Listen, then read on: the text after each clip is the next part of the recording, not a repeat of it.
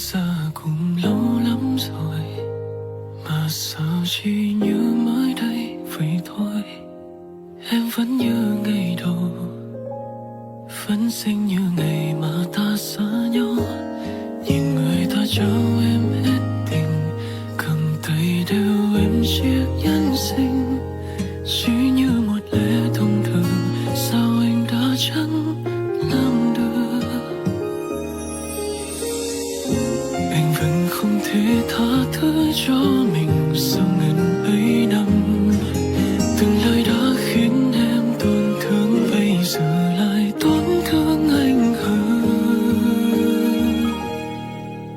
Vì ngày em đẹp nhất là ngày anh mất em. Dù đớn đau như vậy, đành chấp nhận ta chỉ đến đây. Mong em hạnh phúc nửa đời về sau, đâu nhất thiết phải cùng nhau. Anh sẽ chẳng quên mình từng là người may mắn thế nào. Và một đoạn đường mới vẫn còn chờ em đến nơi. Hãy hứa với anh là khơi lại thời thanh xuân đã qua. Cả hai ta đều đã trưởng thành, nhìn em đang xa dần trước mắt anh. Bước về phía em sẽ hạnh phúc mãi sau này.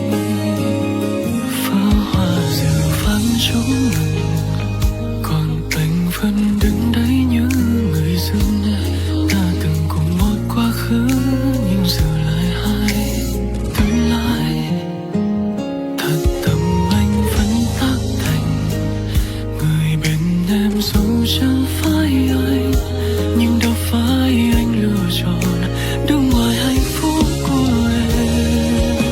Vì ngày em đẹp nhất là ngày anh mất em. Dù đớn đau như vậy, đành chấp nhận ta chỉ đến đây. Mong em hạnh phúc nửa đời về sau, đâu nhất thiết phải cùng nhau. Anh sẽ chẳng quên mình từng là người may mắn thế nào. Và một đoạn đường mới vẫn còn chờ em đến nơi. Hãy hứa với anh là khơi lại thời thanh xuân đã qua. Cả hai ta đều đã trưởng thành, nhìn em đang xa dần trước mắt anh. Bước về phía em sẽ hạnh phúc mãi sau này. Vì ngày em đẹp nhất là ngày anh mất em.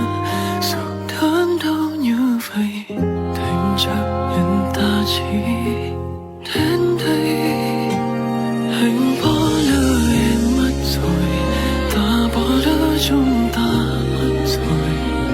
Khơi ngàn lời chúc cho em và người may mắn hơn ai. Và một đoạn đường mới vẫn còn chờ em đến nơi.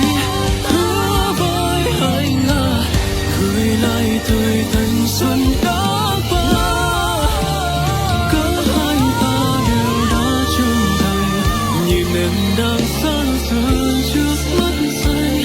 Bước về phía em sẽ hạnh phúc mãi sau này. Cả hai ta đều đã trưởng thành.